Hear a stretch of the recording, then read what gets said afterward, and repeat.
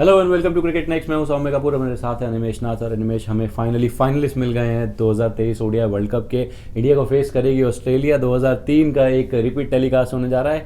हालांकि प्लेयर्स बहुत अलग हैं यार, 20 साल में बहुत डिफरेंस आ गया है टीमों में, लेकिन वो कहीं ना कहीं आज भी ताज़ा है, फ्रेश है उस वर्ल्ड कप फाइनल की मेमोरी। लेकिन मैं सेमीफाइनल की बात करूंगा। साउथ अफ्रीका फैंस के लिए फिर बहुत बुरा लग रहा है, फिर सेमीफाइनल पहुंचे, फिर हार गए। ग्लिचेस बहुत हैं ऑफकोर्स, लेकिन बुरा लग रहा था। अच्छा खेल रहे थे, कंपटीशन में बाहर हो गए, लेकिन रन्स नहीं कर पाए आज और हार का सामना करना पड़ा। क्या कहना है जो आपका? कह सकते हैं कि आपने जो ग्लिचेस का नाम लिया वो इतने ज़्यादा थे और नॉकआउट में आके पता नहीं इस टीम को क्या हो जाता है। हालांकि पहले से ही बहुत सारी समस्याएं थी, ऐसा नहीं था कि प्रॉब्लम्स नहीं थी, वो है कि उनको दरकिनार करते हुए टीम कुछ अच्छा कर रही थी और इस स्टेज तक पहुंची थी।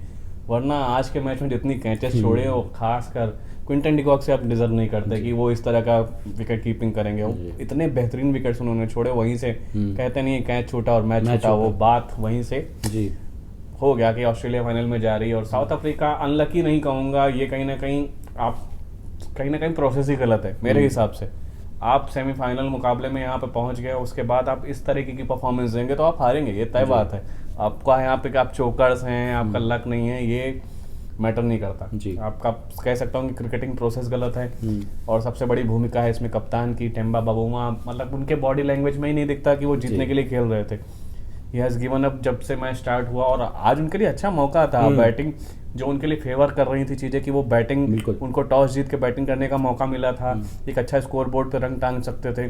कहीं ना कहीं 40 रन का मार्जिन कम था, वहाँ पे अगर वो 40 रन और होते कि 250 का स्कोर होता तो चीज़ें थोड़ी सी साउथ अफ्रीका के लिए बदल सकती थी। लेकिन मुझे लगता है कि ये कहीं ना कहीं कप्तान की भी वो गलती थी कि वो एक लीडरशिप जो शो करनी चाहिए थी सेमीफाइनल मुकाबले के हिसाब से, वो बिल्कुल भी शो नहीं किया उन्होंने मुकाबले जी। और कहीं ना कहीं आप अगर इस लाइनअप को देखें और जो 11 बनाई उसको देखें, या स्पिनर्स आपने लिए, केशव महाराज ने अपना काम किया, शमसी ने अपना काम किया, तो कहीं ना कहीं आपको टॉप ऑर्डर से वो 10-10 रन भी एक्स्ट्रा मिल जाते और हैं। आपने इतना वर्ल्ड कप में अच्छा किया था, क्यूडी के इतना अच्छा कर रहे थे, राशिव वनडर से इतना अच्छा कर रहे थे, उन्होंने अच्छे परफॉर्मेंस दिए थे।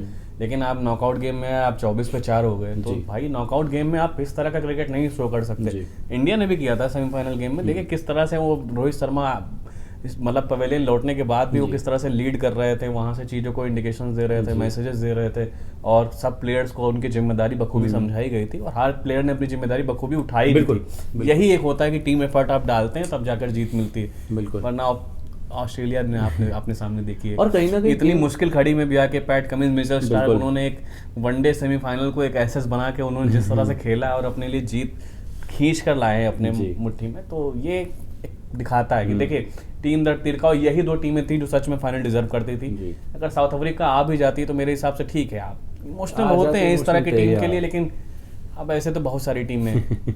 और वहीं पे अगर मैं बात करूं ऑस्ट्रेलियन लाइनअप की भी, तो आपके बॉलर्स ने आज काम किया, जो कहीं ना कहीं आपका कंसर्न बने हुए थे। शामसी के आने से वो बहुत चीज़ें बदली, जो टर्न वो गैदर कर रहे थे ट्रैक में से, ये उनका वीक पॉइंट था बॉलिंग। आज वो उनके लिए पॉजिटिव पॉइंट बन के आया। कुछ और रन होते स्कोर बोर्ड पे तो कहीं ना कहीं उनके लिए अच्छी चीज़ें हो सकती थी, लेकिन जो उनका कह सकते हैं कि एक प्लस पॉइंट था, जो 400 रन स्कोर बोर्ड पर टांगने की जो उनकी क्षमता थी, उसका लगभग आधा आपने स्कोर बोर्ड पर टांगा, तो वो आपको दिक्कत होगी। लास्टली मैं एक चीज़ पूछना चाहूँगा अनिमेश, जिस तरीके की बॉलिंग इंडिया की और जिस तरह की बैटिंग ऑस्ट्रेलिया ने करी है आज, क्योंकि वो डिसअपॉइंटिंग है, वो कहीं ना कहीं कोलैप्स होना नहीं चाहिए था। आई एग्री कि पिच ऐसा खेल रहा था, टर्न था, ट्रैक में बहुत कुछ था स्पिनर्स के लिए, they extracted a lot of things, a lot from this strip, but again no वो एज है इंडिया के पास कि कहीं ना कहीं वो जिस तरीके का शामी जिस तरीके के स्पेल डाल के आ रहे हैं, इनफैक्ट बुमराह भी अच्छी बॉलिंग करे, सिराज थोड़ा सा वीक लिंक बने हुए हैं, लेकिन ही someone who can make a comeback. तो क्या एज आ सकती है? पिच का भी थोड़ा सा एफर्ट होता है, जैसे पिच से हल्की मदद मिलती है, वो सिराज अपनी मियाँ भाई की डेयरिंग दिखाने लगते हैं, तो वो आपको देखने को जरूर मिलेगा। और देखिए मेरे हिसाब से इंडिया का एज है, और ऑस्ट्रेलिया भी, जो माइटी ऑस्ट्रेलिया आप सोचते हैं वो अभी वो टीम है नहीं। हालांकि एक अच्छे रिदम में आई है कुछ शुरुआती झटकों के बाद वर्ल्ड कप कैंपेन में, लेकिन उसके बाद एक अच्छे टच में दिखे हैं। लेकिन अभी भी मुझे लग रहा है कि कहीं ना कहीं इंडिया के सामने वो थोड़ी सी कमतर है, क्योंकि इंडिया का जो बेहतरीन बैलेंस अभी बना हुआ है, ऑस्ट्रेलिया वो बैलेंस नहीं। हालांकि ऑस्ट्रेलिया की एक खूबी है कि वो अभी जो चीज़ें हैं उनके लिए काम कर रही हैं कि हर मैच में एक नया प्लेयर उनके लिए उभर कर रहा है, लेकिन इंडिया के पास इससे बड़ा एज है कि उनके लिए हर प्लेयर काम कर रहा है। सिराज की आपने बात कही, थोड़ा सा हल्का फुल्का वो अप एंड डाउन रहा है, लेकिन मुझे लग रहा है कि वो फाइनल में मियाँ भाई अपना कमाल करके दिखाएंगे। बिल्कुल करके दिखाना भी चाहिए। और एज ए सेड 2003 20 साल के बाद 2023 में इंडिया ऑस्ट्रेलिया फाइनल खेलने जा रही है। नई जनरेशन के प्लेयर्स हैं, और एक्सपेक्ट करेंगे कि हम वर्ल्ड चैंपियंस रहें, ट्रॉफी यहीं रहे। और 20 नवंबर को फोटोज बिखरे और इंडियन प्लेयर्स के हाथ में ट्रॉफी के साथ, यही एक्सपेक्ट करेंगे। वेल संडे की बात, संडे को फाइनल है तो तभी करेंगे, उसके बारे में चर्चा रहेगी। अब 2-3 दिन जो रह गए हैं फाइनल में, सारे परम्यूटेशन कॉम्बिनेशन के बारे में बात होती रहेगी। और ये सब जानने के लिए आप हमें देखते रहिए, हमारे इंस्टाग्राम, फेसबुक और ट्विटर चैनल्स को फॉलो कीजिए और यूट्यूब चैनल को जरूर सब्सक्राइब कीजिए, क्योंकि क्रिकेट मतलब cricket next. Thank you very much.